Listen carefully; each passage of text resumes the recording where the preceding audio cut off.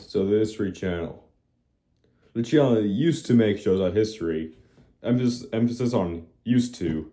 Heavy emphasis, actually.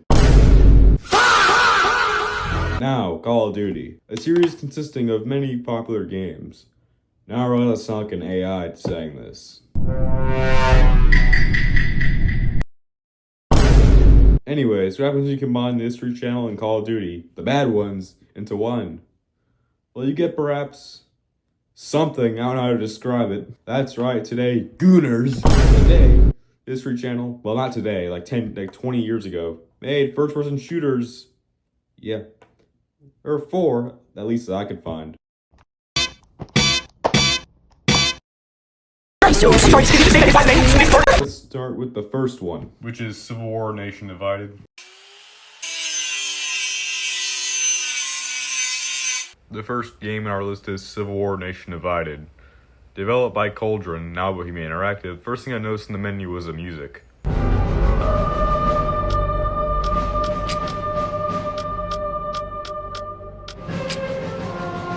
It's from a movie called Glory, great movie by the way. Now there are about 12 levels for this game. 6 for the Union, 6 for the Confederacy. First level of Fredericksburg, you just have to see this opening. This is literally my first impression of the game. Well, most people's first impression of the game.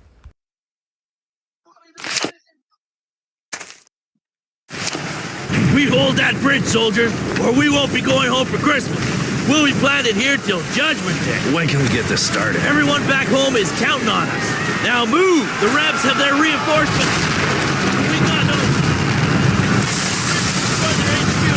Follow me or die where you stand. Don't forget me. You can still fight. Move! Now, you might have noticed something different. If you've been watching my channel for a while, I'm not putting my camera at a TV anymore because your boy finally got a capture card. Anyways, on first notice, the graphics suck! Oh my god, it looks like a PS2 game. Oh, wait. The gameplay is linear to all hell. It gives the illusion of it being open world, but only being one path. The voice acting is pure garbage. Just listen to this.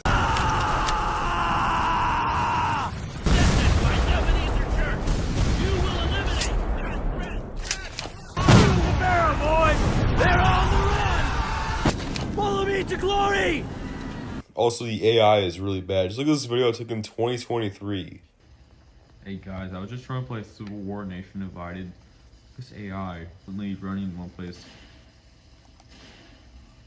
Oh god, those dragon off physics are terrible.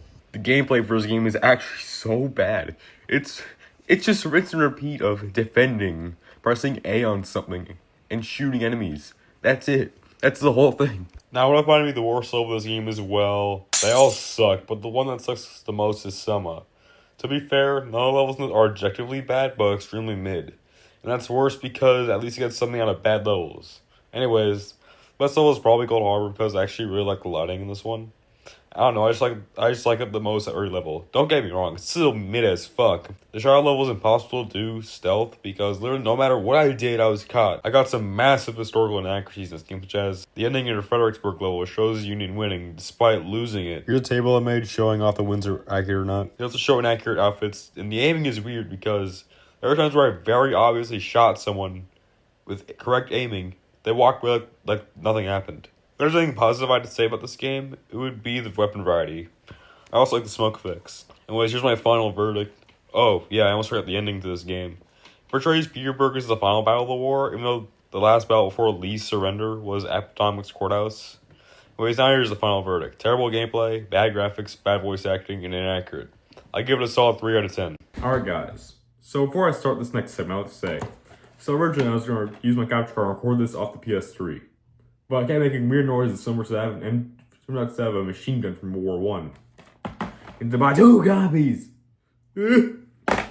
Worst $12 of my life right here. The next game on our list is Battle for the Pacific. Published in 2007, developed by Cauldron. Yet again, menu screen is nothing special, just a normal menu screen. And I'll tell you how the first level opens.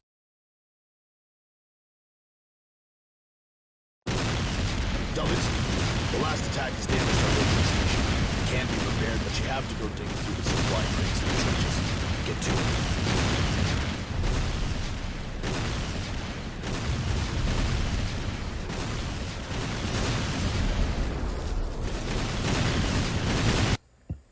Oh my god. This looks awful! What am I looking at? It looks like shit! Their character models suck. Oh my god, they look soulless. I mean, just look at this dude. One of the levels, one of the NPCs dies, and a few levels later, he's back to life. What is this?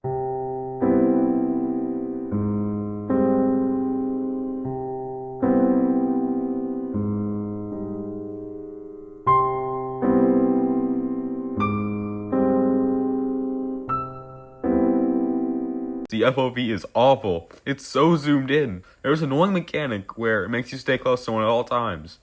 If you stay away, the level fails. I wouldn't have a problem with this if 1, the AI wasn't hot garbage, and 2, it didn't walk slow as shit. Oh my god, I found that so annoying. All levels except 1 took me less than 10 minutes a beat. I'm not even joking. And the muzzle flashes in the cave levels are just horrible to look at. At one point, we had to take a small break to avoid getting eye strain. Last level is Iwo Jima. Instead of you putting the flag up, people put the flag for you. What is this ending? I also noticed them reusing levels like, come on bro, at least the Civil War game. Y'all the dignity, they make new level designs each time for this. Y'all are just lazy. Weapons feel awful. They have no weight to them, feel like you're just shooting air. This is probably one of the worst games, if not probably the worst FPS I've ever played. If you want a better World War II game that takes place in the Pacific, play Call of Duty World at War. None of our Pacific Soul, hell, even Call of Duty Vanguard is better than this. Do you speak Japanese?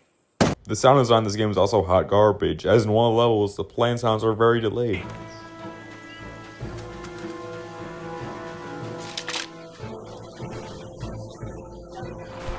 Battle for the Pacific is also the first one of these games to have ragdoll physics. They are very funny and very goofy. I also just found this game was a multiplayer mode. Yeah, I bet that had a lot of players. Oh yeah, the weapons. You got your M1 Garand, your Thompsons, your bars, and Japanese guns. Not really anything special. Except the fact that grenades are extremely overpowered for no reason. Also, these are apparently snipers, despite only appearing like a few meters away.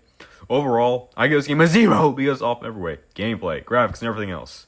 Okay, is that it? Thank God. The next game is Battle for the Pacific. You might be like, Kai, didn't you just review this game for the last segment? Well, yes, but actually no. You see, there are at least 2 different versions of this game. One for the PS3, Xbox 360, and PC developed by Cauldron, and the other one for the PS2 and Wii developed by Kinogan. I played the Wii version with the classic controller. Anyways, any screen is decent, blah blah blah. Let's get into the first level. And before I start, I'd like to mention I had a slight stick drift, which for some reason went away in the last few levels came. So yeah, now let's begin. By the opening, the graphics aren't bad for a game released on the Wii and PS2. Looks updated, but it's probably due to the Wii's hardware. And they're absolutely awful in cutscenes. Just look at this. Ugh. Usually, for games, it's better than the cutscenes and worse than the game. But in this game, it's the other way around. I don't get it. What the fuck? Also, I noticed there are finally proper aim down sights. Finally, some good things to say about these games. When we get to the end of the second level, we finally get to one of the few boating sections in this game. I did not like these sections at all. They suck. Also, a Japanese gun has the famous M1 Garand ping. Also, voice acting is just hilariously bad. Just look at this clip right here.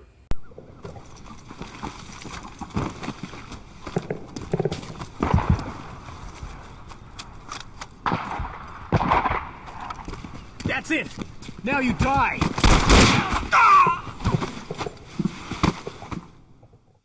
Also, weapons finally have a feel to them. They finally have some, decent weight to them. I also noticed, unlike their version, this one does not have a jump button. Come on. That's such a basic feature existing since the 1980s. Fucking Mario, who's a fat plumber, can jump better than our protagonist. For the Cauldron version, every level took me less than, 10 minutes to beat except for, 1 or 2. This version, only a few levels took me less than 10 minutes to finish. On average, it took me about 12-15 minutes.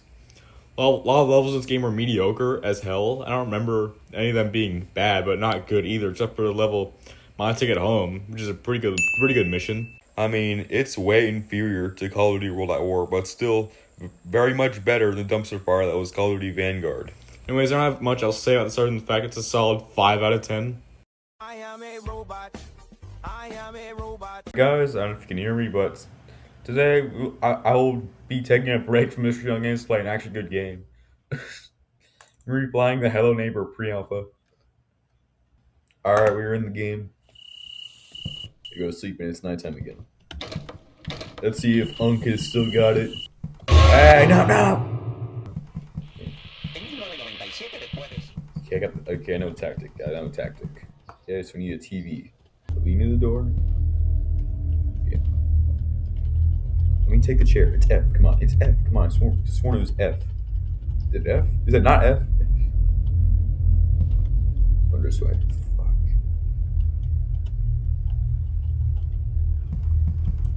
Fine. Cooked. Okay, I'm just gonna drop it. Turn on! Run! Book it!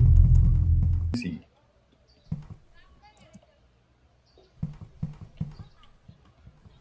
You still there? He's not there. The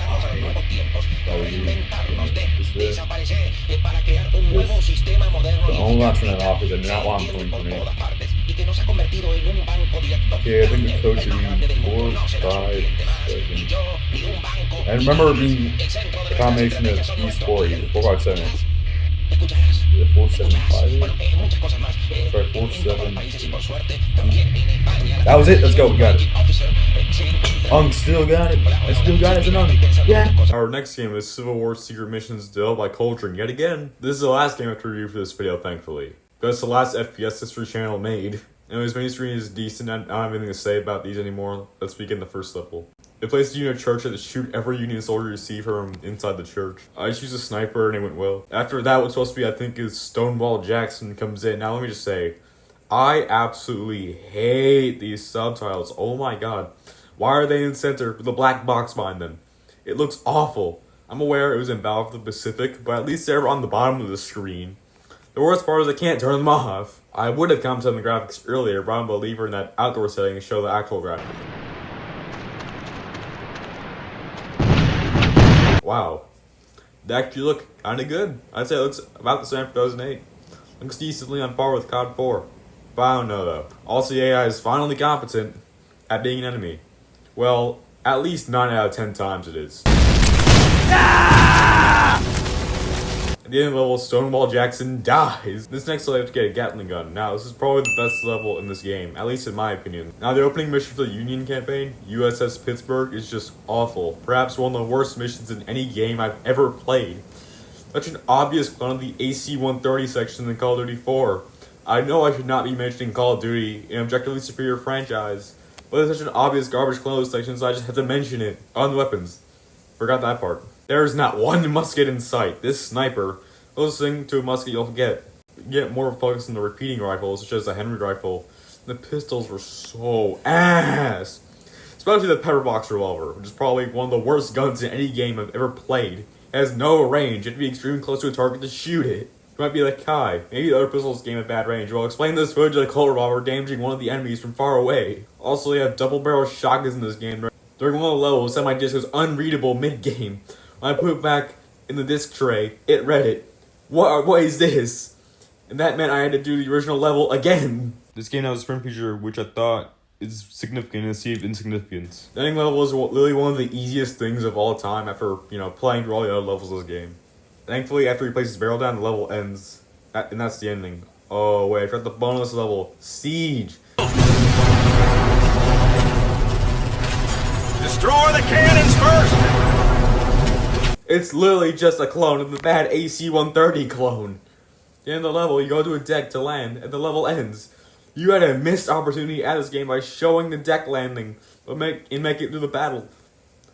Also, another thing is you're on low health, has a blur effect, which I fucking hate. It's so nauseating. Adding on to the graphics, this water looks majestic as hell for no reason. Adding on to the weapons, the grenades are overpowered as hell. I also find the ragdoll physics in this game absolutely hilarious. This game also has upgrades in which you can add to yourself and other weapons, which I didn't use because I didn't know about it through the entire game. It also has ranks, which according to Google, the highest rank in general, but by the end of the game, I reached the level of Captain. I don't have much else to say for this mediocre game, which I would have given a 5 out of 10, but the AC-130 clones are so bad, it goes down to a 4 out of 10. 0.5 for each level. You know, maybe the real Street Channel games are the friends we made along the way. Absolutely not. These games are so bad. Especially Battle for the Pacific. I would genuinely rather fight in the trenches of World War I over playing that game again. Oh my god. Now, this is the promised Discord server video of at least 15 minutes in length. I'm just using this to strengthen it. Here's the shitty audio that I'd get in the recording. You're not reloading fast enough. Now that the video is over, let me know what ideas y'all want me to review, okay? Bye.